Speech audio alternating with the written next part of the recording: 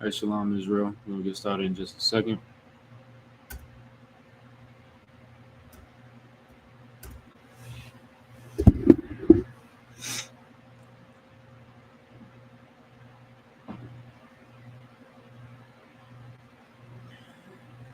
All right. Shalom Israel. Yahweh Shem Yahshua Barakatham to the brothers. Yahweh Shamar Allah Thun Bahashem Yahweh Shai to the sisters. I'm Priest Officer Parak. To my right is Priest Officer Razan. We holding down closing to the Feast of Purim. All right. If y'all was with us yesterday, we went over the first 4 chapters of the book of Esther. And we was able to gain a little bit of foresight and understand who Esther is, who Mordecai is. If y'all missed that class, make sure y'all tap in. You can go on the ISUPK Arizona YouTube or Facebook. The full class is available on those platforms. You can check it out and get a little bit of that history. Today we're going to finish the book of Esther. All right. Now, a common theme, really, that I just last night that we focused on is the acts of selflessness. All right. Just to kind of recap, right? Esther was a sister who was put into a position where she was exalted above all the other women, all the other people, because she became the queen of a land because she was married to the King Artaxerxes.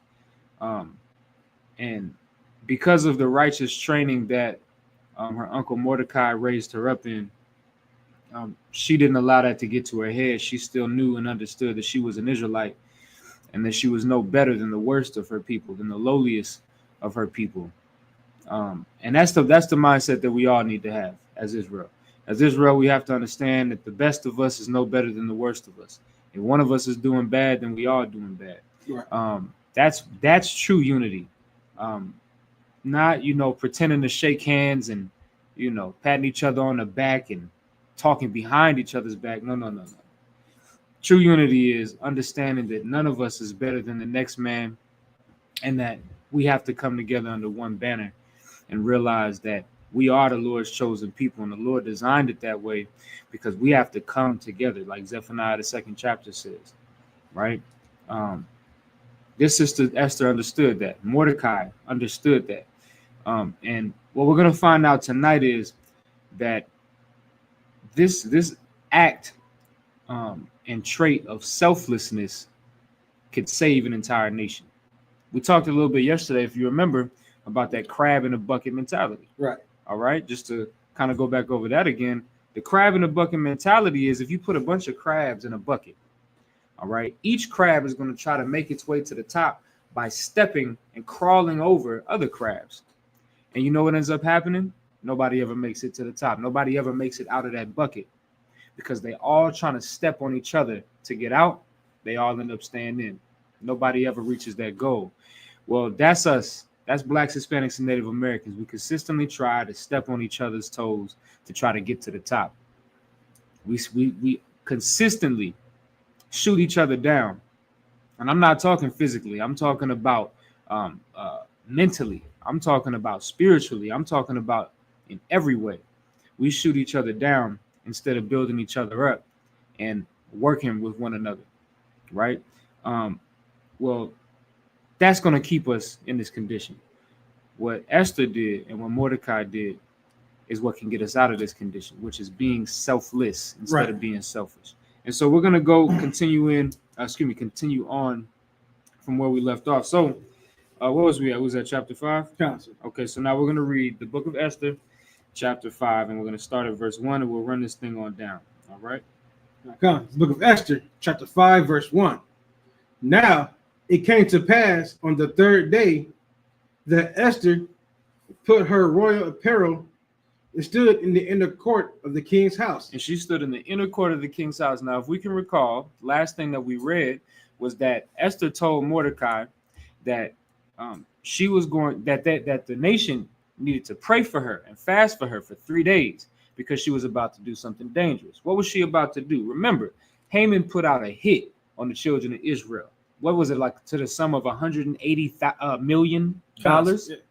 All right, about $180 million worth of silver he put out on the Israelites' head. All Israelites had to die. It was a genocide that was planned, and it was approved by King Artaxerxes. Well, Esther found out about this, and she said she told Mordecai to tell the nation to fast for her for 3 days, because she's going to go inside the inner court, which is not allowed. She's going to go inside the inner court uninvited, because she's going to now plead for her people's sake. And what was the famous thing that she said? She said, and if I perish, I perish, because she understood her life means nothing if for the sake of her people. Right? So now here we are. She put on royal apparel, right? She put on some beautiful clothing, and she stood in that inner court like she said she was going to do. Let's continue. Okay. Over against the king's house, and the king sat upon his royal throne in the royal house, over against the gate of the house. Go ahead. And it was so, when the king saw Esther, the queen, standing in the court, that she obtained favor in his sight. And the king held out to Esther the golden scepter that was in his hand. Now, if you was with us last night, remember we read that it was unlawful in Artaxerxes' kingdom to come into that inner court uninvited, unless he holds out that golden scepter. If he holds out that golden scepter, you touch that scepter, you can come in, and you don't have to be put to death. Well, that's what he did. Why? Because he saw how goddamn good she looked. She dressed up like that on purpose, so that way she could look good and gain his favor and be able to come in, right? Continue. Okay. So Esther drew near and touched the top of the scepter. Mm-hmm. Then said the king unto her, what wilt thou, Queen Esther? So the king said, well, what do you need? Right? Continue. And what is thy request? It shall be given thee to the half of the kingdom. Listen, he said, whatever you want, you look so good right now that whatever you want, I'll give it to you. Even if you want half of this kingdom, I'll give it to you. Right? Go ahead. Come. Verse 4. And Esther answered, if it seem good unto the king. Now, you got to understand something about this. We're going to learn something tonight. You sisters are going to learn something tonight. You have to understand how tactful this sister was when she did this. Do you think that this woman really wants to be with this damn heathen, Artaxerxes? With as much love that she has for her people, and as much love as she has for the Most High God, do you think that she really wants to be the wife of this man? I think she's attracted to this man. You think she don't care about the jewelry? She don't care about the beautiful garments. We read that in the second chapter. She don't care, or this might have been the third chapter, the second or the third chapter of Esther. We find that she don't care about any of this. Right. And she never wanted the Israelites, her people, to see her dressed all fancy and all nice, because once again, it wasn't about her. She understood she was no better than the lowest of her people. So she don't care about this. She don't want to be married to this man. She's in captivity, right? But what is she doing? She's utilizing her femininity to get what she wants. She dressed like a beautiful sister. And she said, and she, even the way that she approached this man, even the way she approached the king, she said, if it seemed good unto the king. She didn't say, hey, nigga, you going to do this, that, and the third. And if you don't, I'm going to leave you. She didn't say that. You understand? She came with femininity because she understands that that's how you get what you want as a woman. Y'all sisters got to take a note. You got to take a page out of Esther's playbook. Y'all got to figure this thing out. Well, this sister's going to get everything she wants and more by utilizing her femininity to get what she wants. All right? You had something to say? I was going to say, you want to bring up the context from the editions of Esther? Oh, yeah. That's 14, chapter 14. Yeah, we can look at that. Because, you know, what's funny, everything I just said, when you go into the additions to Esther in the Apocrypha, you find a little bit of the backstory. You find a little bit about what Esther was thinking, what Mordecai was thinking. Let me see. We want to go into, let's say, okay, yeah. So read Esther, the 14th chapter, You find this in the Apocrypha. And you can just start from the top. Okay, the book of the Discourse of Esther in the Apocrypha, chapter 14. Queen Esther also, being in fear of death, resorted unto the Lord. And just real quick, you got to learn. So I remember we said this last night. Yeah. We're going to learn something from a woman. Right. Y'all, listen, y'all think that the UPK hates women. No, absolutely not. We love women. We love them to Right. death. And sisters like this, we can learn something from. You understand? Esther says, being in fear of death, resorted unto the Lord. Did it say Esther being in fear of death just laid down and played dead? Esther being in fear of death. This is a woman we're talking about. These are fragile people. Right. The scriptures call women the weaker vessel. Do that mean that you just get to be this weak, dainty little thing? No. When it comes down to it, you got to be just as strong mentally as a brother. Right. Because why? The scriptures tell us that we are the chosen people of the Most High, a holy nation. Is that just talking about the brothers? It's talking about the sisters too. This sister understood that. When the scriptures tell you to put your faith in the Lord, it's not just talking to the brothers, it's talking to the sisters too, right? Right. So Esther understood that. And she said, it said, being in fear of being in fear of death, resorted unto the Lord. She didn't just lay down and play dead and watch her people get slaughtered. She resorted unto the Lord. Verse 2. Verse 2. And laid away her glorious apparel. And she put away her glorious apparel. Go ahead. And put on the garments of anguish and mourning. And put on the garments of anguish and mourning. This is a little bit of the backstory from when she spoke with Mordecai, right? Go ahead. Okay. And instead of precious ointments, she covered her head with ashes and dung, and she humbled her body greatly. Mm-hmm. And all the places of her joy, she filled with her torn hair. So she now joined in the mourning. Remember, when Mordecai found out that the children of Israel was about to be persecuted by Haman, he was in mourning. Right. Remember, he put on sackcloth. He ripped off his glorious garment. He put on sackcloth. But when she found out about it, she did the same thing. So this is giving us a little bit of context here. Read verse. Let's see. We really got to read all of this, but for time's sake, read verse 5. Okay. Verse 5. From my youth up, I have heard in the tribe of my family that thou, O Lord, tookest Israel from among all people, mm-hmm. and our fathers from all their predecessors. And now she's praying to the Most High. And this goes to show how important it is to raise your children up from youth, learning about these scriptures. Remember, the things that was written aforetime were written for our learning. We teaching our children these things, and they grow up and are able to apply them. And she's understanding that. She said, from my youth up, I have heard of the tribe of my family that thou, O Lord, tookest Israel from among all people, and our fathers from all their predecessors. Go ahead. Okay. For a perpetual inheritance. So she understands that we the children of the Most High. And that gave her comfort in her fear. Right. Continue. And thou hast performed whatsoever thou didst promise them. Mm-hmm. And once again, we go back. When you read Hebrews, the 11th chapter, when it talks about faith, it talks about the fact that there's never been a time when the chosen people of the Most High didn't call on the Most High and he didn't save them. That's never happened. The Right. Most High, when he hears his children crying out for him, the scriptures say that he has respect unto the children of Israel when we cry out for him. And the Most High will deliver us. So she knows these things. And so in the time of her anguish, what does she do? She resorts back to that. And Right. that's a beautiful thing. That's once again how extremely important it is for us to teach our young brothers and sisters these things so they can grow up with this comfort. All right, continue. Okay. Verse 6. And now we have sinned before thee. And now we have what? Sinned before thee. Now we have sinned before the Most High. So she understands also why we was in this captivity under the Persians and the Medes. Right. She understands this. This is not a dumb sister. Mordecai raised her well, right? Continue. Okay.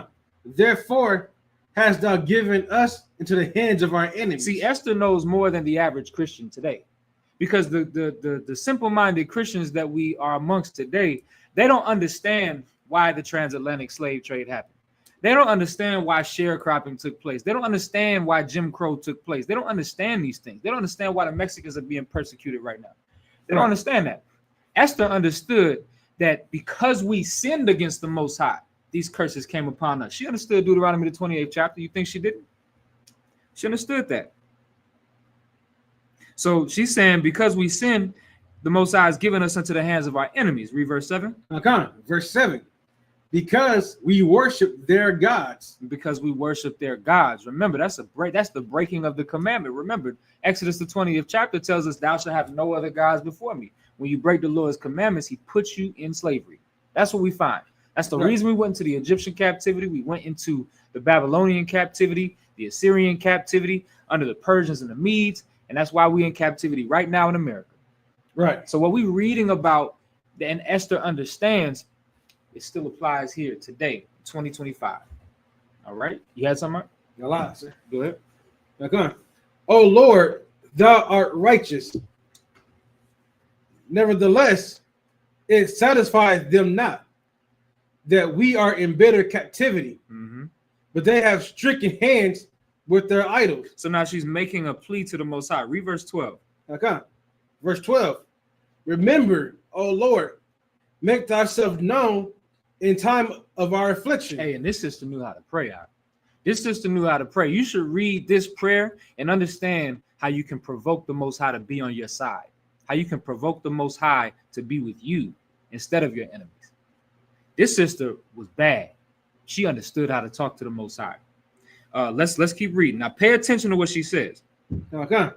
It gives me boldness. And do what? Give me boldness. Listen, she understands that she gets her power from the Most High.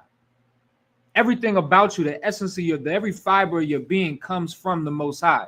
And so the boldness that it was going to take for her to be able to stand up to the king and tell him that he has to let the people go and to reverse this ordinance that he was trying to place, it was going to take boldness. And she knew that only the Most High could give it to her. Right?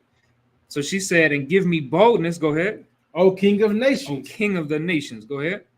In the Lord of all power. You see how she praying to the Most High? She's giving reverence to the Most High while asking what she needs. Continue. Verse 13. Give me eloquent speech in my mouth. And she said, give me eloquent speech in my mouth. She's asking for this help. Go ahead. Before the lion. Before the lion. Go ahead. Turn his heart to hate him that fighteth against us. That there may be an end of him. Go ahead. And of all that are like-minded to him. Right. So she's saying that she needs help. She's praying for the Most High to help her, give her the eloquent speech, the right words, because she's going to have to convince this king, this lion, this man that's trying to destroy her family and her kindred. She's going to have the right speech and the right words to convince this man to reverse that order. Right. And she's praying for it. And this sister knows how to ask and request from the Most High. All right. Continue. Verse 14. But deliver us with thine hand and help me that am desolate. Didn't she just start out this chapter by saying that she was in fear? The scripture said that she was in fear of death, but she resorted to the Lord. So now what do we see? What is she praying for? She said, and help me that am desolate. She understands that she's desolate. She understands that she's in fear, but she's praying for the Most High to give her the strength. And y'all got to start doing that. Y'all got to be in the same mindset as Esther. Y'all got to start praying for strength. If you feel like you weak, or if you don't know if you're weak and you come to find out, then you need to pray to the Most High to give you strength, because the Lord can do it for you. Gave it to Esther. We got a whole goddamn book in the Bible about this sister. You better understand the strength in prayer. See, Christians, they try to say, oh, there's power in prayer, but what are you praying for? This sister understood how to pray. Right. This sister had the right mindset. She's praying for strength, but not to power lift. She's praying for strength to save her people. Right. And the Lord will give you all of that and more. If you pray, like the scriptures say, you praying amiss. Don't do that. Pray like this sister prayed. Let's keep reading. Matter of fact, so now, so this is her praying for that strength, right? So now we're going to read chapter 15. So let's go to chapter 15. We're going to kind of fast forward to where we are in the story. All right, 15:1. Book of Editions of Esther, chapter 15, verse 1. And upon the third day, when she had ended her prayer, she laid away her mourning garments and put on her glorious apparel. Now, this is where we was just at. When we was reading Esther, the 5th chapter, we was reading about the fact that she put on her glorious apparel, remember, and she went to go speak to the king in the inner court. He stuck out that scepter. Well, this was after that 3-day fast. This was after, remember, she told Mordecai and the nation to fast for her for 3 days. All right. And now this is where we are. Give me verse 2. Now come, verse 2.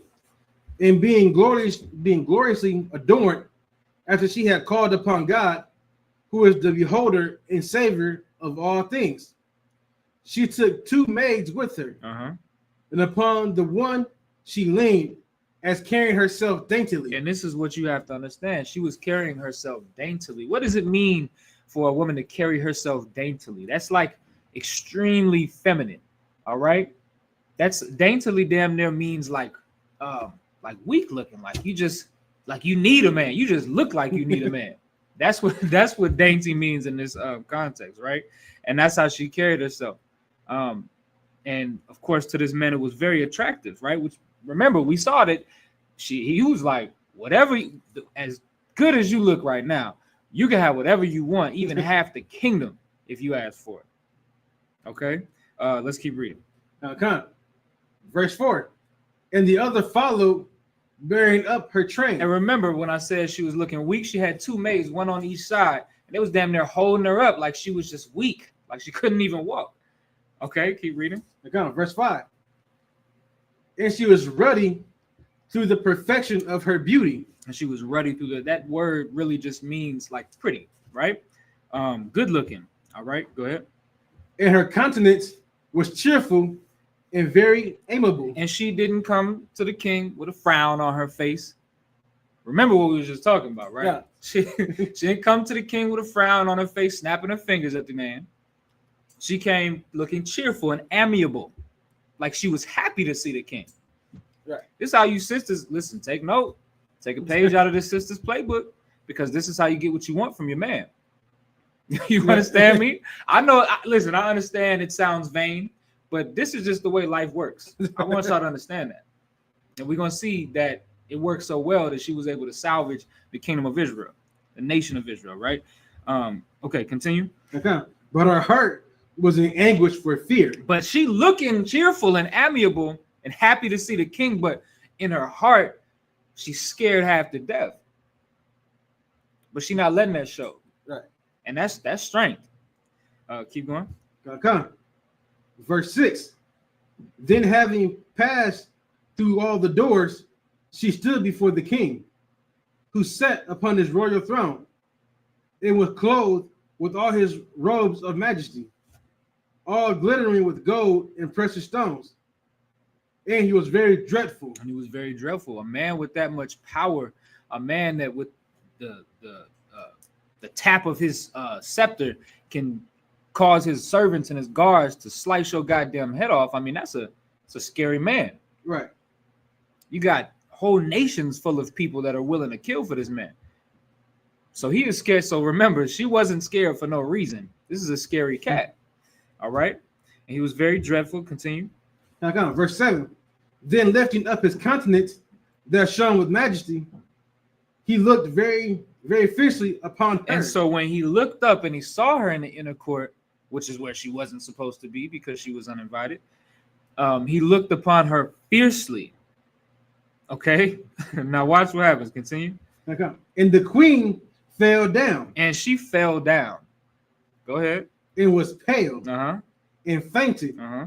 And bowed herself upon the head of the maid that went before her. So when the king looked up at her like fiercely, the way that she reacted was that of just the utmost femininity. Like she fell back. She fainted, right? She was so afraid. Watch this. Keep going. Okay, I got it. Verse 8. Then God changed the spirit of the king into mildness. And after she fainted like that, her face turned pale, and she was showing herself to be so afraid of the king. The Most High, because she prayed for this, help. The Most High changed the spirit of that king into mildness. And now he like, damn, what did I do? Did I scared her? I ain't mean to scare her. Go ahead. Who in a fear leaped from his throne. It says in a fear he leaped from his throne. He just seen his wife damn near pass out for fear of him. So he get up off his throne. Go ahead. Okay. And took her in his arms. And he picked her up. Go ahead. Till she came to herself again. Mm-hmm. And comforted her with loving words and said unto her, Esther, what is the matter? Am I thy brother? Be of good cheer. Right. So now he's like, what's going on? What's wrong? Go ahead. Verse 10. Thou shalt not die, though our commandment be general, come near. So he's saying, thou shalt not die. Now, though our commandment be general, meaning the commandment is you cannot come into this inner court. If you come into this inner court without permission, you get put to death. But he's saying, even though that's the order, don't worry about it. Don't worry about that right now. Don't worry about that. Just come on. Just come with me. Listen, this sister played this so beautifully. Y'all sisters better. I'm trying to help y'all out. I mean, every year I try to help y'all out when we go over this account. Y'all think the best way to get something out of your man is to snap your fingers in his face and tell him what he is gonna do or what he ain't gonna do. That's not the way to get a good reaction out of your man. I'm just being honest with y'all. Y'all gotta understand that this sister has a book in the Bible for a reason. Okay, right. I'm just trying to help y'all. That's it. Okay, so now he like, to hell with the order. I know you're really supposed to be put to death because you broke the rules. She broke the rules and didn't get in trouble because of how well she played this. You understand? Let's keep reading. Come. Hey, and y'all remember Salaki, if we just go back to it, if y'all was with us last night when we was doing the opening in chapter 1 of Esther, what happened? Vashti was one of them snapped the fingers. I ain't listening to that nigga. Right. Okay. Well, that got her put the hell away. You understand? Esther knew that she couldn't do that. Right. I'm just saying, y'all. Like I said, if y'all was with us yesterday, you heard that portion of the account, and you can see how shockingly different the results are. All right, go ahead. Okay. Verse 11. And so he held up his golden scepter and laid it upon her neck and embraced her and said, Speak unto me. Then she said unto him, I saw thee, my Lord, as an angel of God. And here she goes. She buttering this man up. Y'all understand this? Y'all just watch. Remember what she's trying to do here. Keep this in mind. She's trying to save her people. This is the only reason she do it. She don't like this man. She don't want to be with this man. She was forced to be with this man. Right. She's in captivity. But she's buttering this man up with nice and loving words to try to get what she wants. Let's continue. Okay. And my heart was troubled for fear of thy majesty. For wonderful thou art, Lord. And look what she keep doing. She keep calling him Lord. She's saying, I saw you. You look like an angel. But I was afraid because of the fear of your majesty. Not because I was afraid. You look so mean. Why you look so damn mean? No. She didn't do that. She said of the fear of your majesty. Like the power that you hold. It just, I couldn't withstand it. I'm telling you, she getting. You got to play on the man's ego. Yeah, that's what she. I'm just saying, like that's what she's doing, and you see how she's going about this. She's calling him Lord and saying all of these sweet things to him. Go ahead. Okay. And thy countenance is full of grace. And thy countenance is full of grace. What's a countenance? A countenance is the way that your face looks. She's saying your face is full of grace, like you just look like you're royal. That's how she's talking to this man. That's why I fell out. I ain't fall out because you was so goddamn ugly. You understand? I fell out because you look royal. I fell out because of the majesty that it's like an aura around you. She bigging this man up. Like you said, she playing on his ego, right? Keep going. Okay. And as she was speaking, she fell down for faintness. Then the king was troubled, and all his servants comforted her. And so then the king was troubled, and all the servants, because so now she playing this thing, man. She playing this thing. And partially, she probably was a little scared. You understand? Because that's what she said. She said that she was scared when she prayed to the Most High, that she was afraid. But the Lord gave her the strength. Now remember what she prayed for from the Lord. You think that what she just did doesn't come from the Most High? You can call it what you want to call it, but she prayed for eloquent speech. She prayed for the Lord to give her eloquent speech so that way she could win this man over. So what she just said was of the Most High. I'm just saying, because she had to get what she needed out of this situation, because it meant the difference between life and death for her and her people. Right. You gotta listen, man. Are you now put yourself in those shoes? Are you too afraid to fight for your people? Are you too afraid, knowing that you may die? Are you afraid? I'm talking to you sisters too, because this is a woman that did this. Right. She said, if I perish, I perish. She said, if I die, I die. Because what good is your life if for the sake of your people? See, when you have that type of mindset, you can save your entire nation. As a woman, Esther did it. See, once again, so many people try to utilize that verse that says the woman is the weaker vessel to try to say that, well, women are just allowed to be frail and weak and dainty. The woman being the weaker vessel doesn't mean that you're just allowed to be weak. Right. That's not what that means. You understand? The woman is the weaker vessel because she needs to be led by a man. That's who taught Esther this, right? Right. Mordecai taught Esther these things, but he taught her to be strong. He didn't teach her to be weak. Exactly. And here we are. Let's say your father's a piece of garbage. Well, here we are. Commanding General Yohana can be your father spiritually and raise you up like he's raised all of us up. Right. And he could teach you how to be strong and not weak.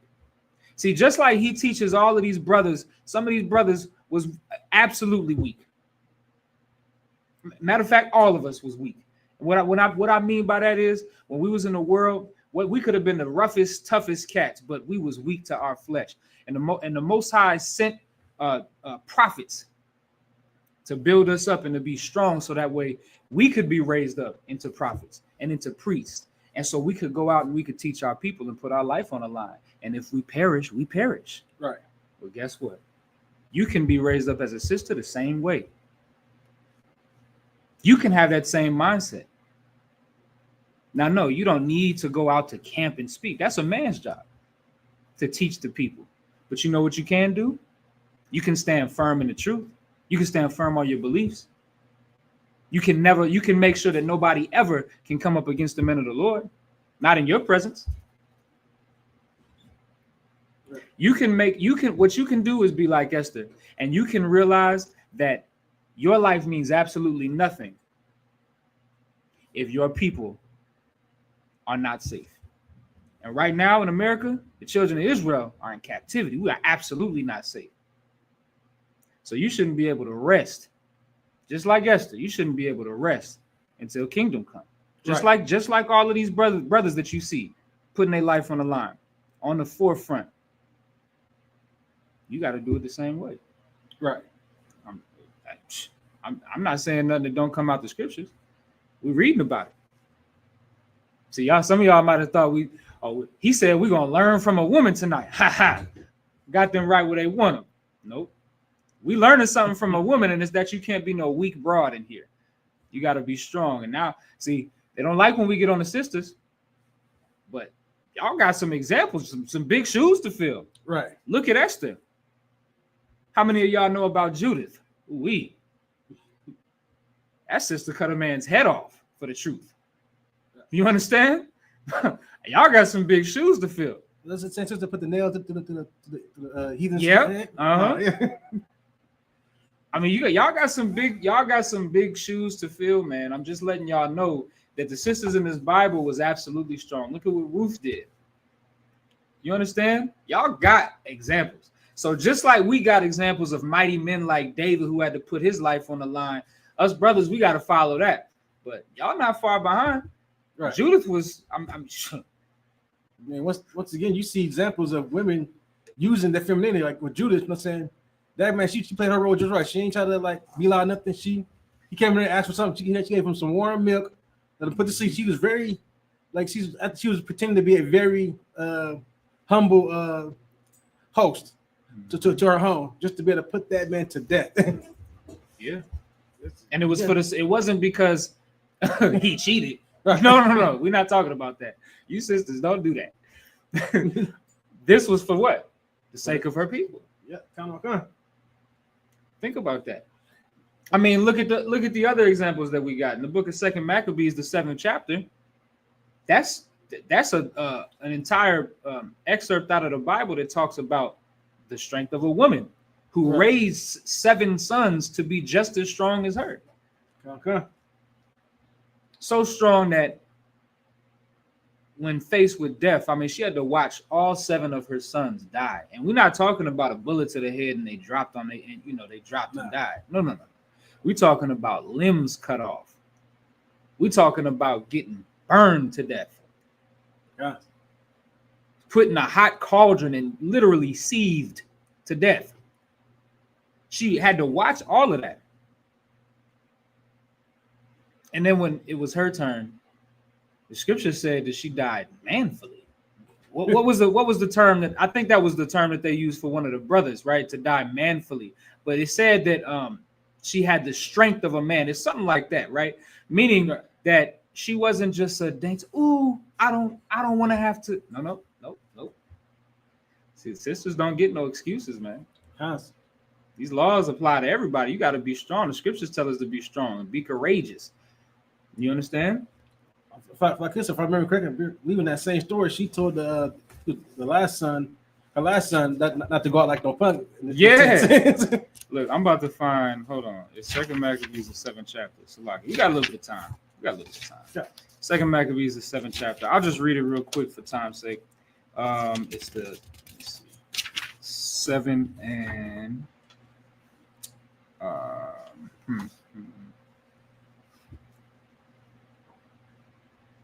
Yeah, so 1 Maccabees 7:20 says, but the mother was marvelous above all and worthy of honorable memory. For when she saw her 7 sons slain within the space of one day, she bare it with a good courage because of the hope that she had in the Most High. Yea, she exhorted every one of them in her own language, filled with courageous spirits, and stirring up her womanish thoughts with a manly stomach. She said unto them, I cannot tell how ye came into my womb, for I neither gave you breath nor life, neither was it I that formed the members of every one of you, but doubtless the creator of the world, this is a woman talking, but doubtless the creator of the world who formed the generation of man and found out the beginning of all things, will also of his own mercy give you breath and life again, as ye now regard not your own selves for his law's sake. This is a woman teaching her sons to be men. And what did it say? It said that It said that she had a woman. She had stirred up womanish thoughts, but with a manly stomach. Y'all sisters got to be like this. You understand? Because there's some things I'm gonna tell y'all something. The things that was going on in the time of the Maccabees, I know this is a little bit of a separate time. I just wanted to use this as an example. But the things that was going on then, and even in the time of Esther, you sisters got to be able to stomach it. And you got to be able to, I mean, shoot. In the time of the Maccabees, you couldn't circumcise your son, but the sisters were still doing it. Right. But they was getting put to death for it. Y'all willing to die for these laws, statutes, and commandments that the Lord has given you? I'm just saying, like, we got to. Esther was willing to die. Okay. I mean, look, we're not talking about no punks, man. So, y'all got to really take these things into consideration. The scriptures tell you when you come to serve the Lord, prepare your soul for temptation, because it's not an easy thing. Yeah, we got a lot to teach. We got a lot to teach brothers, and we got just as much to teach women. You sisters, you have something to say? Also, like I said, got some heavy shoes. Got some real big shoes, heavy shoes to fill. You know what I'm saying? It's just as the man, we give our lives for this, and the women got to do the same thing, like you said. So it's like I said, with that, what she went through in that chapter in the 2 Maccabees, it's not an easy thing. You know what I'm saying? Like you said, with a manly stomach, not many men could sit through what she sat through. Mm-hmm. Yeah, that's heavy too. Yeah, you know what I'm saying? Not a lot of men could have done it. A lot of you men out there, y'all cowards. Y'all would have, baby boy, eat that pork, man. Because remember, it killed all of them children over not eating a piece of pork, a piece of swine. That's all it was. Oh my God, you know how many of them men would be? A lot of them men out there that claim to keep the commandments. Oh, but let something like that happen. If they don't tell their boy to eat the pork, they gonna do it to save their own life. That's what they willing to do. And so my point, to your point, right, is a lot of men don't even have this type of courage. So everybody gotta upgrade. Everybody gotta get on this type of level that we're reading about. Once again, I say it about 20 times a day. Things that were written aforetime were written for our learning. You got to learn from these types of things. All right. You have something? Go ahead. I just want to add this one part here in 2 Maccabees. Say, just showing this kind of woman that woman was. 2 Maccabees 7 and verse 27. But bowing herself toward him, toward the king, laughing the cruel tyrant to scorn, spake in her country language on this matter. O my son, have pity upon me that bare thee 9 months in my womb, gave you suck 3 years, and nourished thee, and brought thee up unto this age, and endured the troubles of education. I beseech thee, my son, look upon the heaven and earth, and all that is therein, and consider that God have made these things that were not, and so was mankind made likewise. For fear not this tormentor, but being worthy of thy brethren, take thy death, that I may receive thee again in mercy with thy brethren. Listen, she told her son, listen, don't be no punk. Brother, listen, God made everything. I had you this time, I'm gonna have you again in the next life. Right. You know what I'm saying? She said, don't finish tormenting. She laughed in the king's face. Think about that. Think about that. And guess what? It's the same spirit that Esther had when she said, if I perish, I perish. Yeah. She might have been a little bit more scared. I don't know. That sister in 2 Maccabees, I mean, she seemed like she was turned up. She wasn't even having it, you know? She might have had some fear in her heart. I know for sure Esther did it. Esther, even though, she might not have been as turned up, and had a lot of fear in her heart, she still, you got to push through that, man. Okay. Hey man, some brothers, when you go out to camp for the first time, happen to a lot of us. You get scared, man. You're like, damn, I ain't never spoken in public before. I have a hard time like what Moses said. I got a hard time speaking to anybody.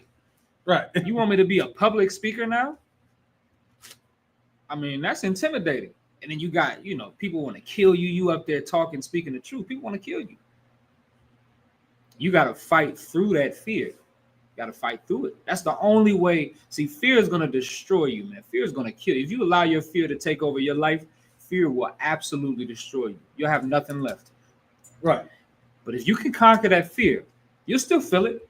It'll still be in the pit of your gut. But if you can overcome and conquer that fear, you can do great things. You can do absolutely wonderful things. But you got to be able to conquer that fear. This sister Esther, she conquered that fear. She still felt it in the pit of her stomach too. Right. Still felt it. We ain't telling you to be goddamn Superman and to never feel emotion and to never feel fear. But you're not allowed to let your fear control you. Right. All right. So let's continue on. Right. So I think that's what we want. I think we can come back to Esther, the 5th chapter. Let's see. Verse 4. Okay. Yep. Esther 5 and 4. Now, the book of Esther, chapter 5, verse 4. And Esther answered, if it seem good unto the king, let the king and Haman come this day unto the banquet that I have prepared for him. Then the king said, cause Haman to make haste, that he may do as Esther hath said. So the king and Haman came to the banquet that Esther had prepared. So now, this was happening. What's happening is Esther is making the request that, remember, the king was like, whatever you want, even up to half of the kingdom, you can have it. She'd have passed out and all type of stuff. She'd won this man's heart. And so now what her request is, I want to have this banquet, and I need Haman to come to this banquet. And so now they're setting this thing up, right? Go ahead. Okay. Verse 6. And the king said unto Esther at the banquet of wine, what is thy petition? And it shall be granted thee. And what is thy request? Even to half of the kingdom shall they be performed. Mhm. Then answered Esther and said, my petition and my request is, if I have found favor in the sight of the king, and if it please the king to grant my petition and to perform my request. Remember, I mean, just look at how she's talking to this man, right? She's talking to this man with respect because she knows that that's the only way she's going to be able to get what she wants. Remember, when she prayed to the Lord, she prayed for eloquent speech. This is it. For you brothers and sisters, this is eloquent speech. That's why she's talking to this man like this. She said, if I found favor in the sight of the king, and if it pleased the king to grant my petition and to perform my request, go ahead. That the king and Haman come to the banquet that I shall prepare for them, and I will do tomorrow as the king hath said. Mm-hmm. Then went Haman forth that day joyful and with glad heart. But when Haman saw Mordecai in the king's gate, that he stood not up, nor moved for him, he was full of indignation against Mordecai. Nevertheless, Haman refrained himself.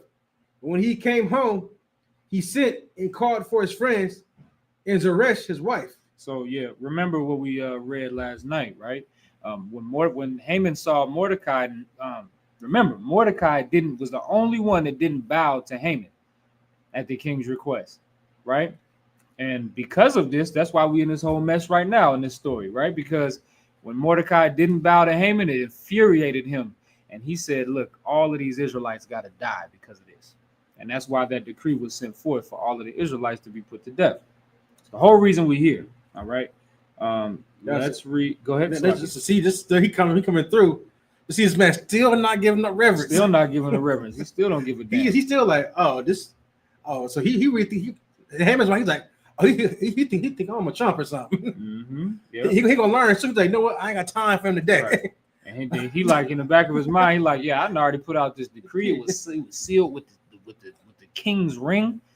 Oh yeah, I ain't got to worry about it. No sweat. I got something for him. He go home. We'll skip over this part, but he go home. He start talking about his riches and his glory. He's like, he's happy that these Israelites are about to be put to death. Let's continue reading. Let's go down to verse 12. Okay, verse 12. And Haman said, moreover, yea, Esther the queen did let no man come in with the king unto the banquet that she had prepared but myself. And tomorrow I am invited unto her also with the king. And so now he's kind of bragging about what's happening, but he's still upset about something. Let's keep reading. Okay. Verse 13. Yet all this availeth me nothing. But all of this, so he's talking about his riches, his glory. He's talking about how he's getting invited to be in this banquet with just the king and the queen. This is an honor, but all of it, he said, all of this availeth me nothing. Go ahead. So as long as I see Mordecai the Jew sitting at the king's gate. So long as that nigga is still alive, I can't have no peace. That's what he's saying. This is the spirit of Esau, man. Y'all got it. Haman is an Edomite out of the Macedonian Empire. He is an absolute Edomite. This is the spirit of them. Like, you think that racism is done away with in 2025. There's only a few people that are racist. It's the ones that go out, they put the Nazi signs on. It's the skinheads. It's the ones that put the Klan hats on. No. This is Edomites, period. It's the ones that are in the police force. It's the ones that are teaching your children, the teachers in these schools. Right. It's the professors. It's everybody. It's the people. It's the boss at your job. Right. It's your coworker that sits across from you in a cubicle. This is Edomites. That is who these people are. They are all Haman. The sooner you start to realize that, the sooner you can realize reality. You can live in reality here with us. Okay. Because that's where we live. We live in reality. The sooner you understand the type of people that you are dealing with, you can come to reality. Right. You can realize what life is all about. You had something? Add on to that, y'all think that the racism thing is just tied to the Hicks and the hillbillies and those people, those Southerners and that talk with that twang and on the farms and things like that. If you go back and you really look at all those videos of the lynchings and burnings, those people are all in nice suits, dressed nicely, professional people. I'm saying, like, they just names are at your office, in your cubicle, at work. Those were not Hicks and hillbillies. I'm saying, I know that's what you've been taught to believe, that that's the only people that are racist these days, but it's just not true. Right. You know what I'm saying? They're in pictures of nice suits, smiling at a brother or sister being hanged or burning. We got some pictures right back there, brother on fire, and there's nothing. There's no Klan suits, none of that. There's no Nazi symbol, no white power symbols. No, it's a bunch of white men and girls in suits and dresses, looking very nice, looking nice, like they just got off of their 9 to 5, coming back to suburbia. Gonna go kill a nigga. Guess what? Those are the people that you have right around you today. Those same people had children. Right. The same people that was burning black bodies in their front yard, they had children. Some of their children is right there in them pictures. And those children grew up. And they instilled them same ideologies and characteristics in their children. It's in their blood. Right. We see Haman, he can't go to sleep. The thought of a nigga not bowing down to him. Well, that's the same thing that we see right here in 2025. Let's keep reading. Okay. Verse 14. Go ahead. Then said Zeresh, his wife, and all his friends unto him, let a gallows be made of 50 cubits high. So now they're gonna make a gallows of 50 cubits high, this is where you hang people from. That's what a gallows is. You ever seen them older the depictions of an old school hanging? Well, that's what a gallows is. 50 cubits high. That's what everybody telling him, you gotta kill this nigga, man, for disrespecting you. Continue. Okay. And tomorrow speak thou unto the king that Mordecai be hanged thereon. Then go thou in merrily with the king into the banquet. And the thing pleased Haman. He caused the gallows to be made. So he said, yeah, you know what? That's a good idea. I'm gonna show that nigga. And so he listened to that and he said, all right, no sweat. Y'all right. Start building the gallows. You can start building the gallows. I'm gonna have this talk with the king. Let's go into chapter 6. Okay. Look at Esther chapter 6, verse 1. On that night could not the king sleep, and he commanded to bring the book of records of the chronicles, that they were read before the king. And it was found written that Mordecai had told Bigthana and Teresh, two of the king's chamberlains, the keepers of the door, who sought to lay hand on King Ahasuerus. Now you see how the Lord worked? Because that same night, Haman is devising this plan to murder Mordecai because he feels disrespected that Mordecai wouldn't bow to him.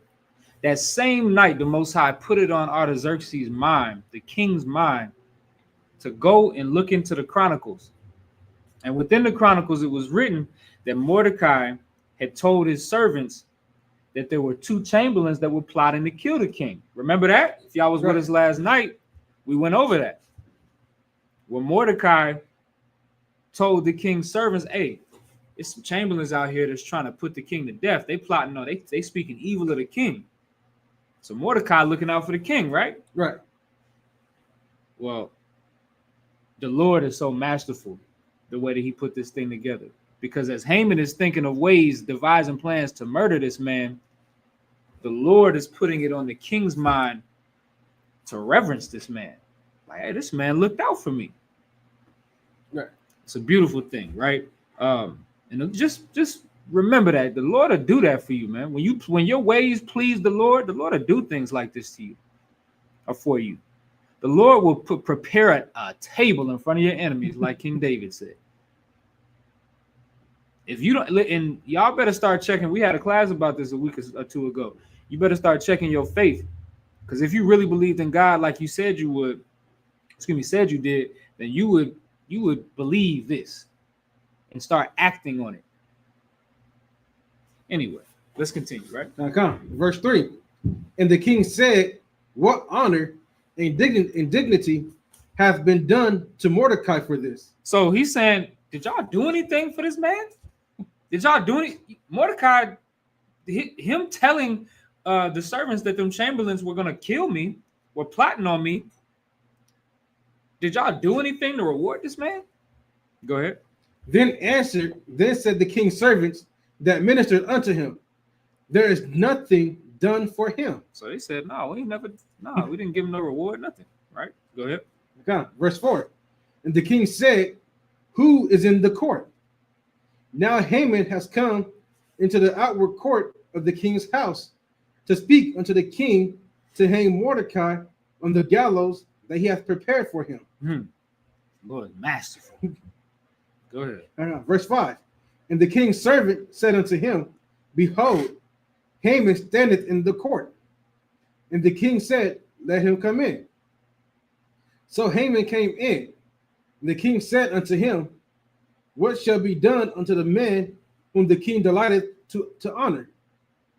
Now Haman thought in his heart, to whom would the king delight to do honor more than to myself? Look at how this is happening.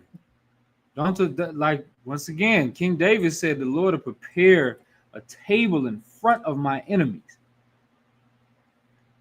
Well, Haman is coming because in his mind, he's getting ready to propose to the king, hey, this man Mordecai is an evil bastard, and we need to hang him on these gallows. I done already made the gallows.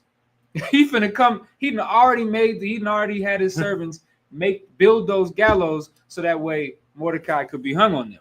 But then as soon as he comes to present this idea to the king like, it's a man that that needs to be honored. And Haman's like, well, who deserves more? Who is it that he's talking about that deserves more honor than me? I mean, I'm here. I'm like the king's right-hand man. Yeah, the was it? I won't say greed, but just the overindulgence of himself. Yeah, it's crazy. Like all he could think about is like, who better than me? Who is he talking about right now? Like, ain't nobody as good as me. Right. Yeah, like, all right, keep reading. Verse 7.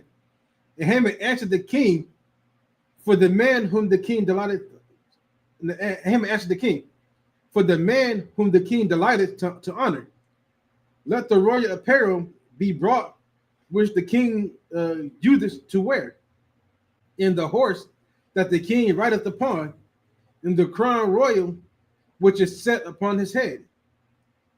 And let this apparel and horse be delivered to the hand of one of the king's most noble princes, that they may array the man withal, whom the king delighteth to honor, and bring him on horseback through the street of the city, and proclaim before him, thus shall it be done to the man whom the king delighteth to honor. So now what's happening right now?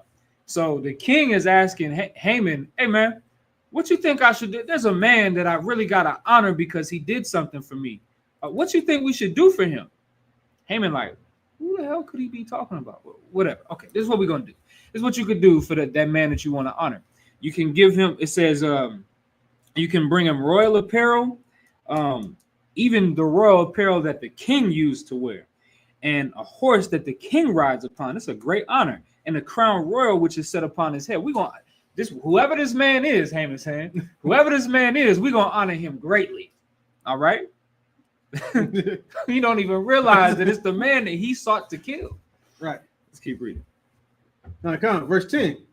Then the king said to Haman, make haste and take the apparel and horse, as thou hast said, and do even so to Mordecai the Jew. And so now he says, okay, that sounds like a good idea. Yeah, put my crown on his head, give him the clothes that my best garment. I'll let him wear that. Give him the horse that I rode on. Okay, yeah, that's a good idea. Okay, all right, Haman, go give all of that to Mordecai the Jew. I mean, God damn, Haman got to be like, you talking about the cat?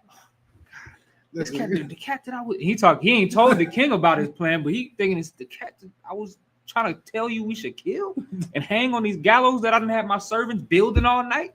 Damn, what the hell am I going to tell him about? The rage in his mind at this moment. Yeah, like, my God. I mean, once again, though, like the Lord will make, and there's another thing that David says is that the Lord will make your enemies fall into the snare that they have prepared for you. See, we're gonna double back on that in a minute, because that's even heavier. Let's keep reading. I don't want to jump ahead, right? Let's keep reading. And do even so to Mordecai the Jew that sitteth at the king's gate, and let nothing fail of all that thou hast spoken. Then took Haman the apparel and the horse, and arrayed Mordecai, and brought him on horseback through the street of the city, and proclaimed before him, thus shall it be done unto the man whom the king delighted to honor. Verse 12.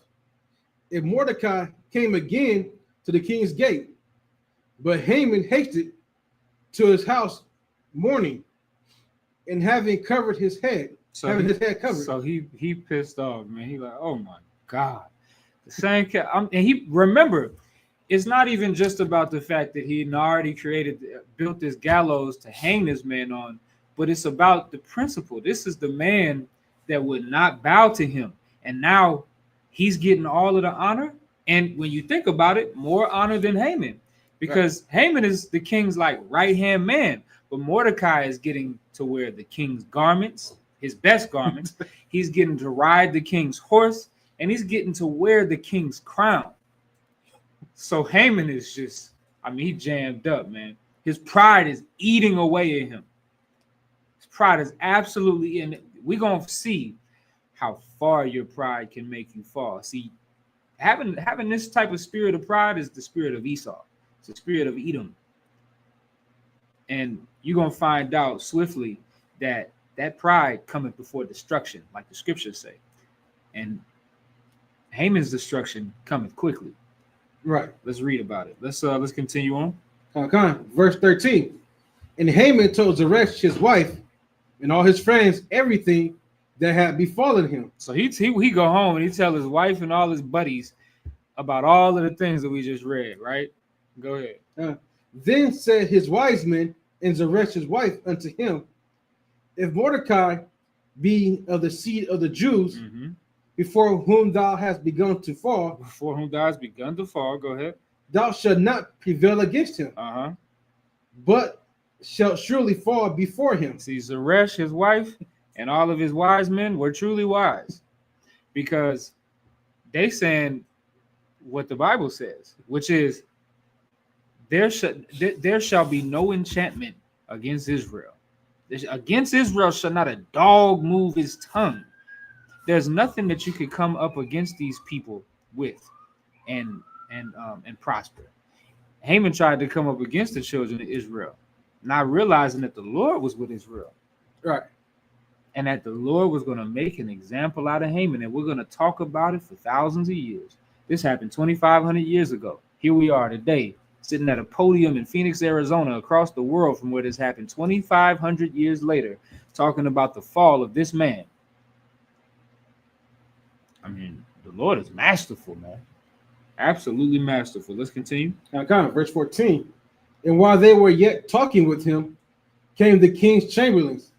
He hasted to bring Haman unto the banquet that Esther had prepared. So that banquet that he was so excited about, well, now he's going to that banquet.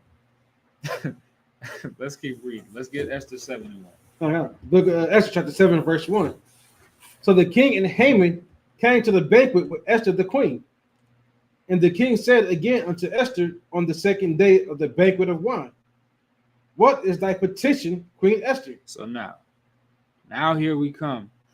He said, what is the petition, Queen Esther? Because remember, all of this is happening because Esther bid this banquet so that way she could petition the king and request something. So now here we are at the banquet, and she's getting ready to petition the king and make her request. All right, let's keep reading. Okay. And it shall be granted thee. What is thy request? And it shall be performed, even to the half of the kingdom. He keeps saying this. He said, "Whatever you want, Esther. All you gotta do is let me know." Go ahead. Okay. Verse 3. Then Esther the queen answered and said, if I have found favor in thy sight, O king, and if it please the king, let my life be given me at my petition, and my people at my request. So now she's asking for what we knew she was going to ask for, which is spare me and my people's lives, because there's a petition going that's supposed to be to the extermination of my people. And so she's making this request. She's petitioning the king to reverse it, because once again, he's the only one that can reverse it. This order went out with the king's seal of his ring, right? Right. Go ahead and keep it. Okay. Verse 4. For we are sold, I and my people, to be destroyed, to be slain, and to perish. But if we have been sold for bondmen and bondwomen, I had held my tongue, although the enemy could not countervail the king's damage. Go ahead.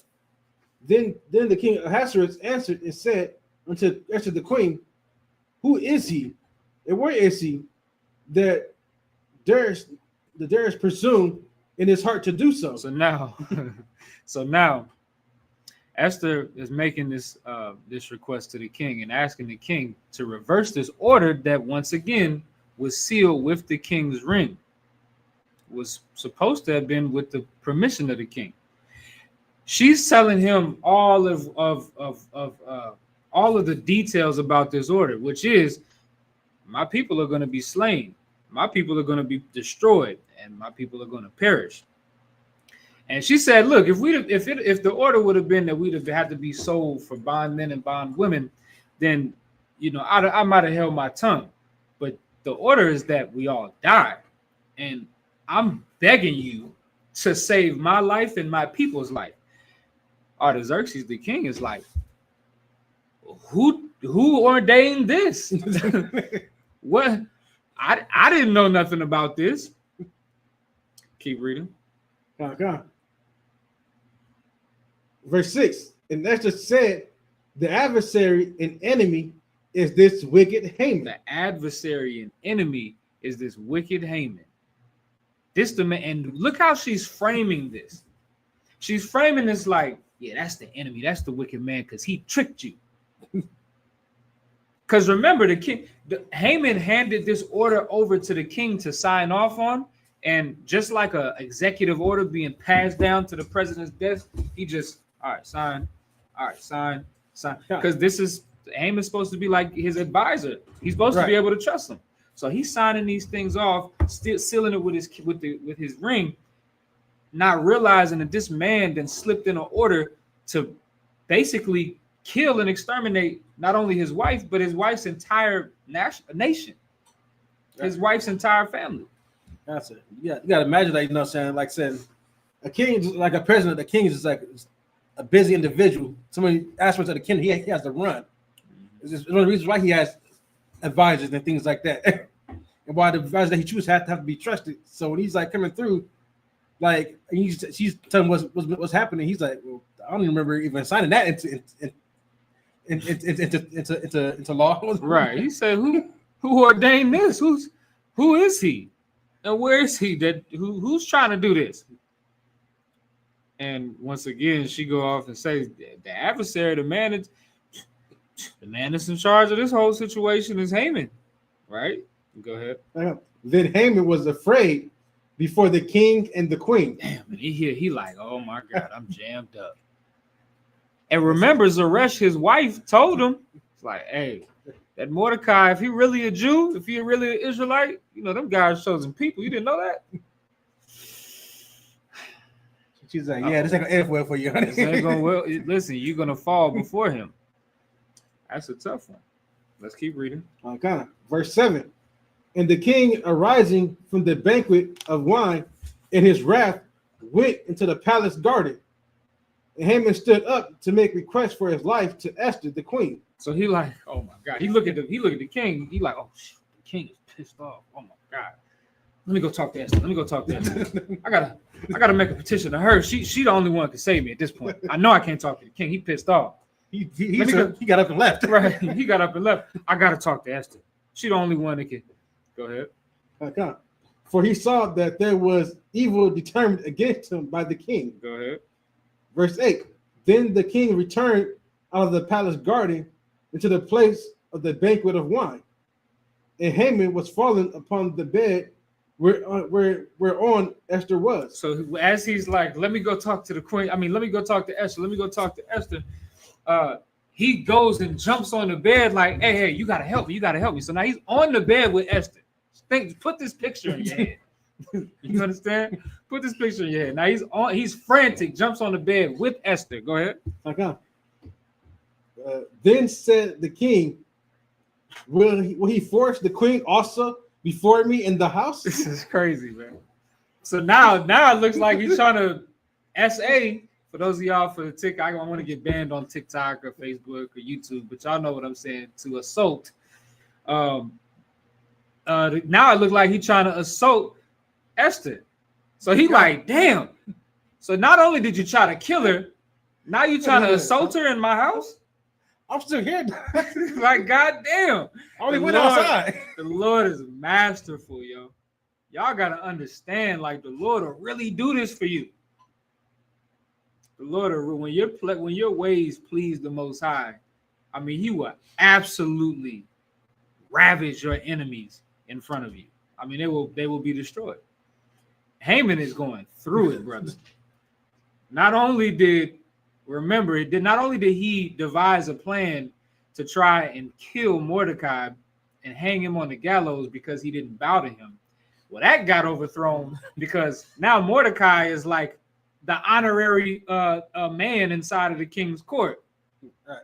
But then on top of that, Esther exposes Haman for trying to trick the king into killing Esther and all of the Jews.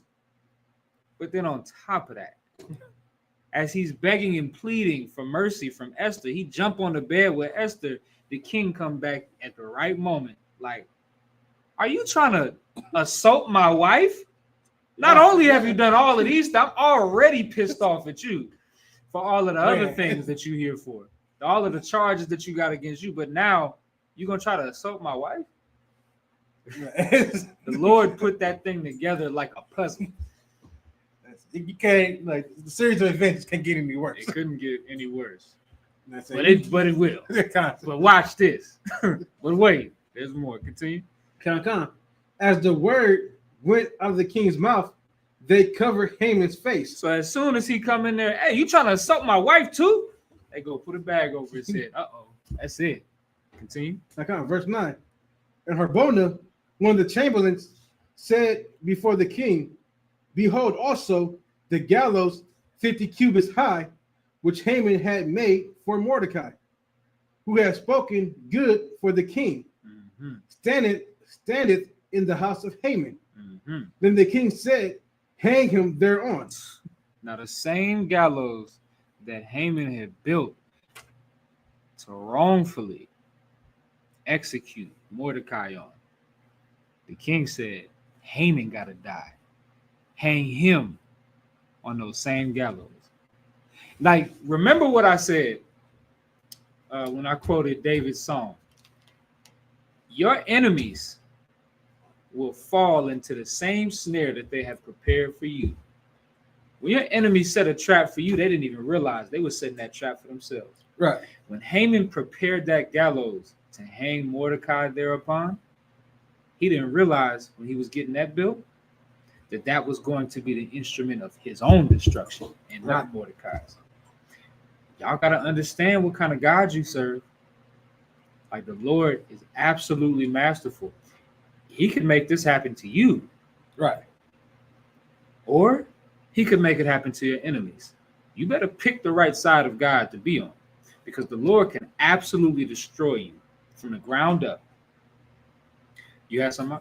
I was going to say, just think about how masterful the Lord was to put that in Haman is admired and hurt, and it's for his people to tell him, yeah, man, you're gonna go and build that gallows. The Lord put a lying spirit on Zeresh and his wise men to get them to build that gallows. Then just for one of the chamberlains to turn around and say, hey, you know what, King? He had a gallows built at his house. That's tough. For Mordecai. That is the man tough. that you're trying to honor. So now he's like, oh, so you assaulted my wife? You trying to hang that man that got an honor that looked out for me? Right. All of these things is, you gotta understand, man. All of these things happening in that order is like, it's like a movie script. You know what I'm saying? Like, it's like a goddamn movie script. You ever seen one of the movies where like everything that could go wrong for somebody is going wrong? That's what this is. God. You understand? It's like the most unlucky man in the world. Hey, but if you come up against the Most High and his chosen people, then you do become the most unlucky man in the world. Oh, God. That's about to happen to our oppressors here soon. You know what I'm saying? The Lord say, don't you dare come against his people. Don't you dare come against the children of the Most High. Because these are the examples that are set. And the Lord might make an example out of you. I can guarantee the Lord's going to make an example out of America. He prophesied that. Right. Well, I mean, look, if you don't think it's possible, the things that were written aforetime were written for our learning. Go back and read these accounts and find out. It's very possible. It's going to happen. Let's read the last verse there. Oh, God. Verse 10. So they hanged Haman on the gallows that he had prepared for Mordecai. Then was the king's wrath pacified. And then the king's wrath was pacified. He said, the problem's taken care of now. All right, let's read Esther the 8th chapter. We almost done, y'all. Okay. Chapter 8, verse 1. On the day did the king Ahasuerus give the house of Haman, the Jews' enemy, unto Esther the queen. Mm-hmm. And Mordecai came before the king, for Esther had told what he was unto her. And the king took off his ring, which he had taken from Haman, and gave it unto Mordecai, and Esther set Mordecai over the house of Haman. So now Mordecai is in charge now. The position that Haman had, which was basically the king's right-hand man, now Mordecai gets this position. The scriptures say when a man's ways please the Lord, even your enemies will be at peace with you. Right. Ain't Artaxerxes the enemy of the children of Israel? Right. He goddamn Persian, man. These people had us in captivity, but when your ways please the Most High, your enemies will be even at peace with you. These things are perfect examples as to why you should follow the Most High and stop trying to follow your own lustful spirit. You should stop trying to follow your flesh and follow the Most High, because the Lord can do something like this for you. And that's you put yourself in that mindset, and you receive 100-fold of what you thought you could receive from serving the Most High. Let's keep reading. Okay. Verse 3. And Esther spake yet again before the king, and fell down at his feet, and besought him with tears to put away the mischief of Haman the Agagite, and his device that he had devised against the Jews. Then the king held out his golden scepter towards Esther.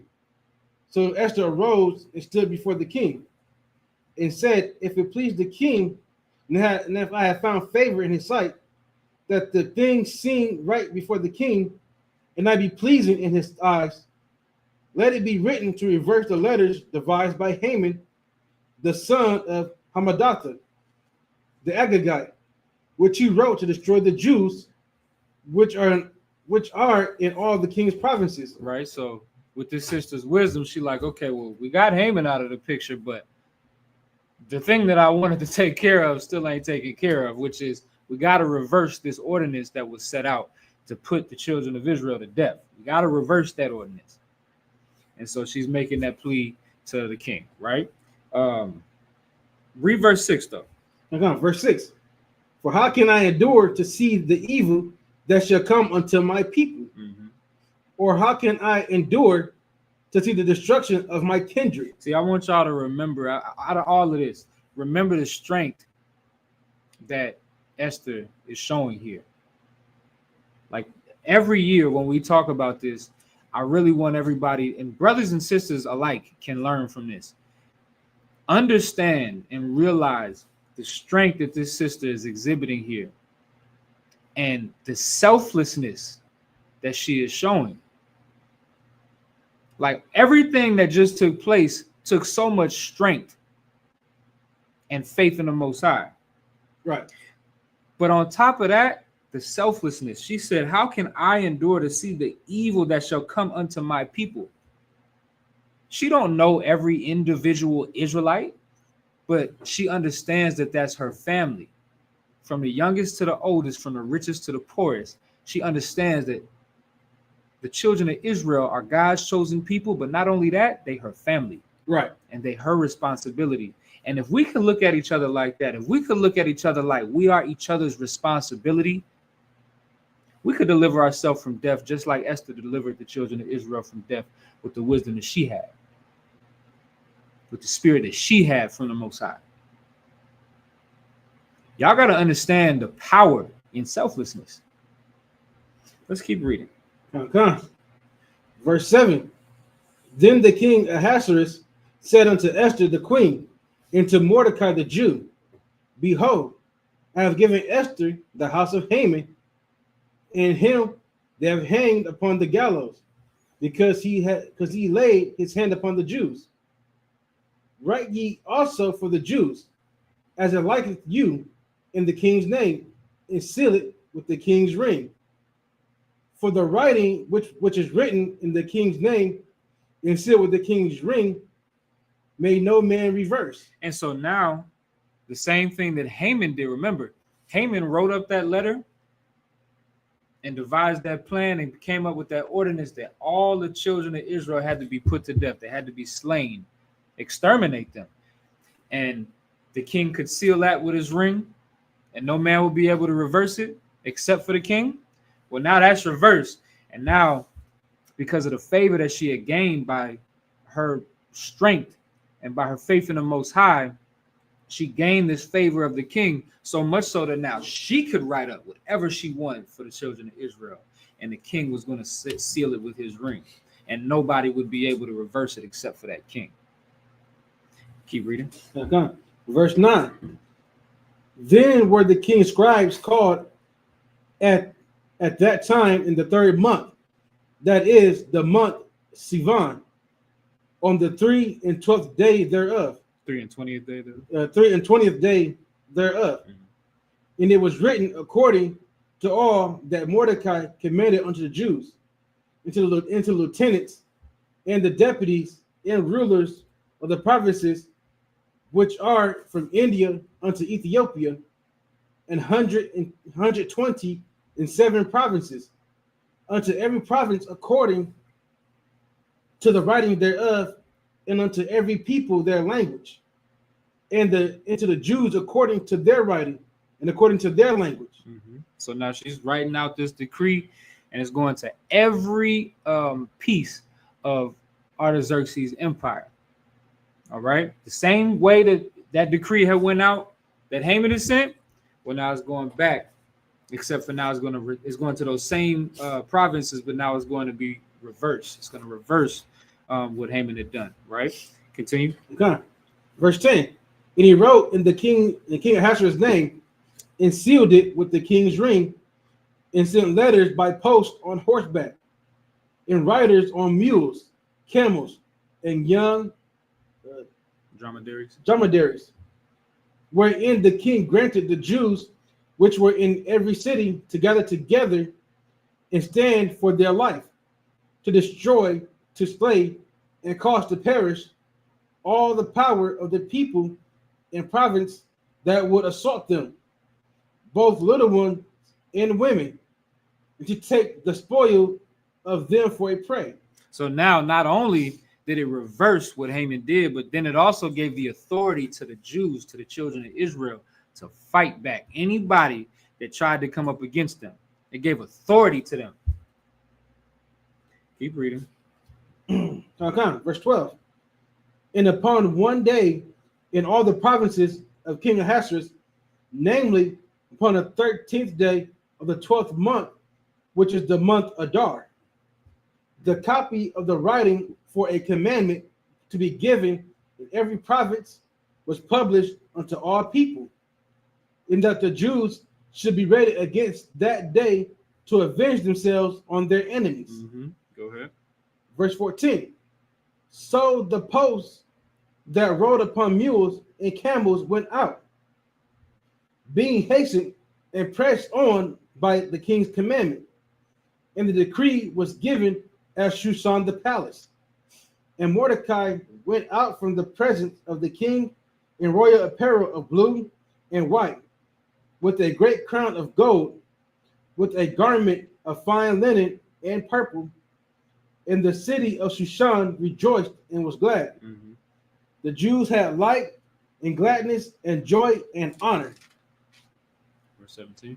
Verse 17. And in every province, in every city, whithersoever the king's commandment and his decree came, the Jews had joy and gladness, a feast and a good day. Y'all got to understand.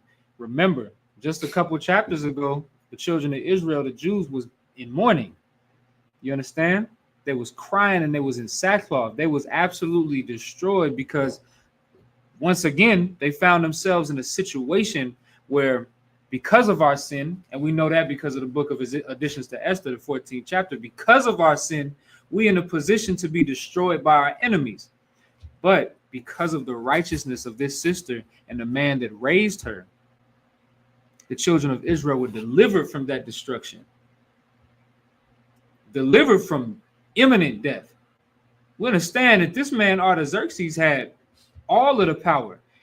Those provinces that was under him, from India down to Ethiopia, they absolutely respected the power of Artaxerxes. So whatever the decree came down from Artaxerxes was, they was going to follow it. Right. So it was imminent death. That decree was that the children of Israel had to be slain. All of them. You got to understand, children of Israel found themselves in a hell of a hole. Right. But now it's reversed because of the righteousness of this sister and the man that raised her. Well, what the beautiful thing about that is we can look back at these records and realize that the only reason that this could take place was because of the righteousness and the faith that this sister had. Because remember, when we read Additions to Esther, the 14th chapter, the 15th chapter, we read that this sister's faith in the Most High was the only reason that she could muster up the strength to stand up to that king and request that her people be delivered. Once again, you sisters not allowed to be weak. Y'all got to be like Esther. And you brothers not allowed to be weak. Y'all got to be like Esther. You understand? But let's keep reading real quick because we got to get to the next chapter here. Chapter 9, verse 1. Now in the 12th, you can finish Esther 8 and 17, the last part of that. Okay. Many of the people of the land became Jews, for the fear of the Jews fell upon them. And many of the people of the land became Jews. What is this talking about? It's talking about the fact that they started to follow our God instead of those idols, because they like, whoever God that they got, that's the true and living God. I want to be under that authority. Because obviously the God that they serve was able to deliver them out of the hand of the greatest man to their knowledge on earth. The man that had the most power, that had the most authority. This God was able to go to overcome the man that all of us feared as God. Right. They looked at Artaxerxes as a goddamn God walking the earth. But their God was able to, God, the Most High God, the God of the Israelites, Yahweh, was able to overcome this man. That's the real God. So when it says that they became Jews, no, they didn't become literal, physical Israelites. They didn't become spiritual Israelites. They subjected themselves under the authority of Israel because they wanted the protection of the Most High God. Right. So, and that's going to happen again. All of the nations are going to subject themselves. Either they're going to subject themselves or they will be subjected under the authority of the children of Israel when Christ returns. Keep reading. Let's go to chapter 9, verse 1. Chapter 9, verse 1. Now we're going to get ready to close out. Let's see. Okay, start at verse 1. Okay, verse 1. Now in the 12th month, that is the month Adar, on the 13th day of the same, when the king's commandment and his decree drew near to put in execution in the day that the enemies of the Jews hoped to have power over them. Now drop down to verse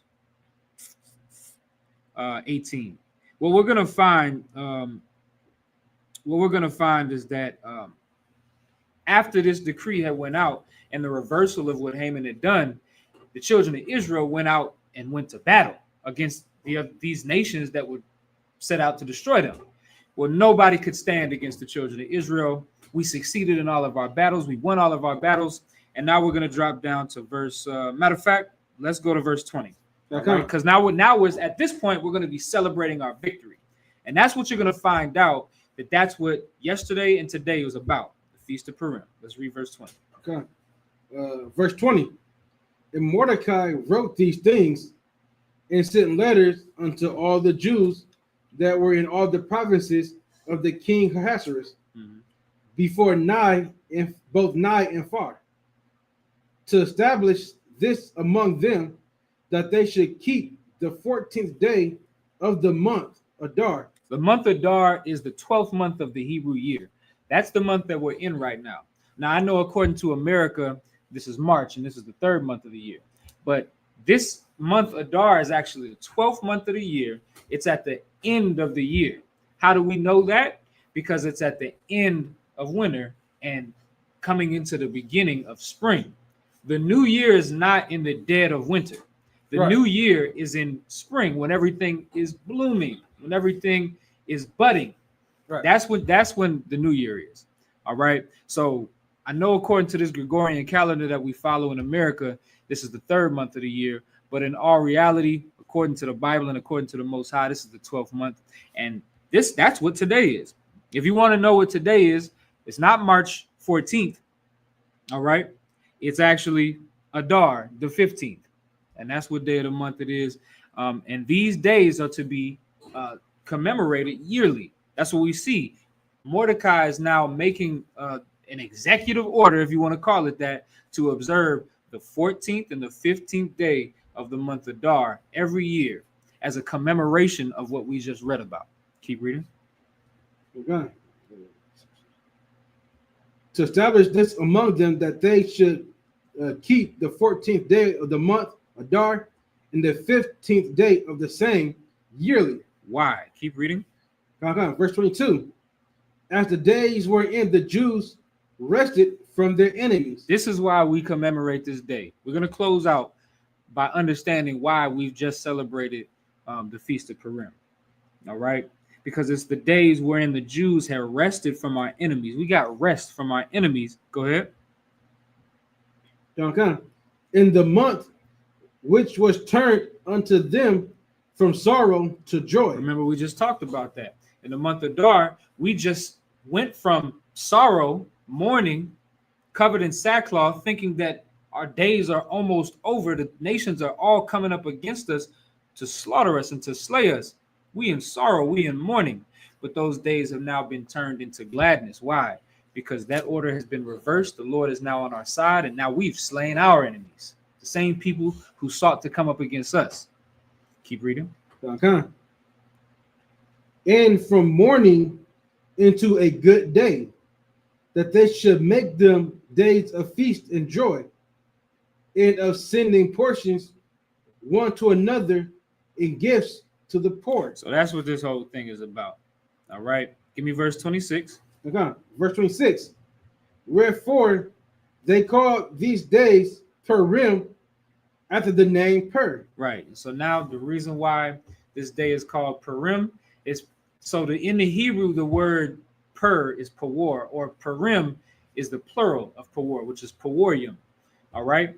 Pawarium means lots. The nations cast lots against us. Now, lots today, you could equate them to dice. You ever roll dice, you playing that game. Why? You're trying to win something, right? You're trying to win money. Well, that's how the nations treated us. They cast lots against the children of Israel to see who could destroy the children of Israel and utilize them to their benefit with our destruction.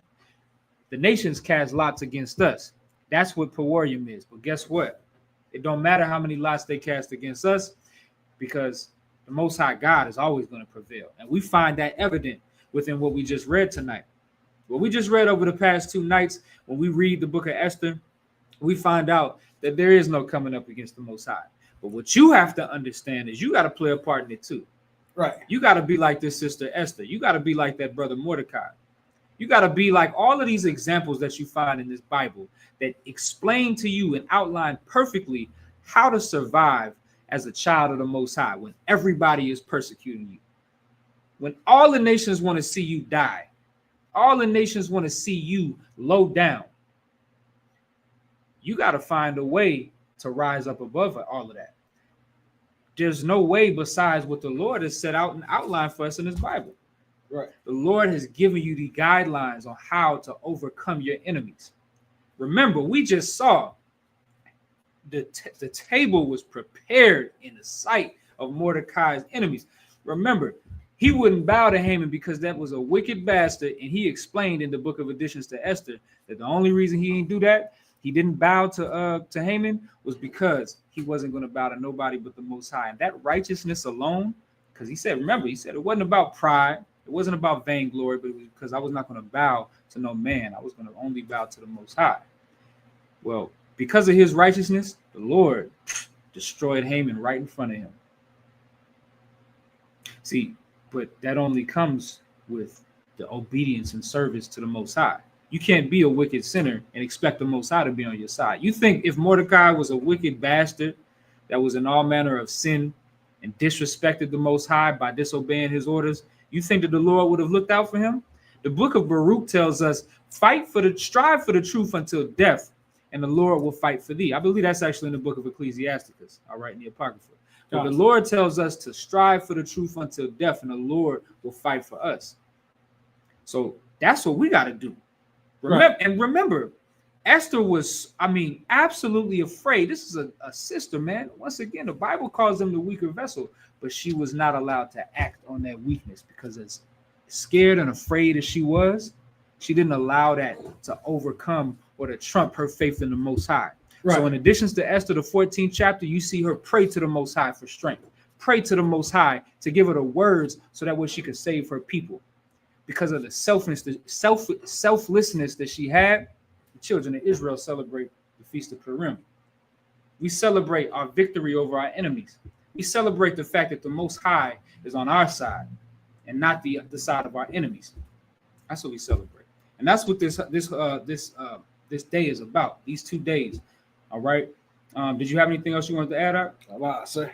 Man, with that being said, I pray everybody was able to get edified and understand what the Feast of Purim is about. This is a yearly feast. All right. Make sure that y'all subscribe to us on Facebook and YouTube. We have a High Holy Day calendar. So every year we have a calendar that shows when these days are going to be held. We got them at our physical location out here in Phoenix. We're at 12416 North 28th Drive. All right. We're in suite number 4. Make sure y'all are tuning into these classes. You can come into these classes live from Tuesday to Friday at 7 p.m. And every Saturday we hold our Sabbath services at 11 a.m. Make sure y'all are coming out and getting down with your brothers and sisters. Stop being selfish. Have the spirit of selflessness. Have the spirit of Esther, man. Learn something from these things. The things that was written aforetime was written for our learning. That being said, I appreciate y'all for tuning in. Shalom. Shalom.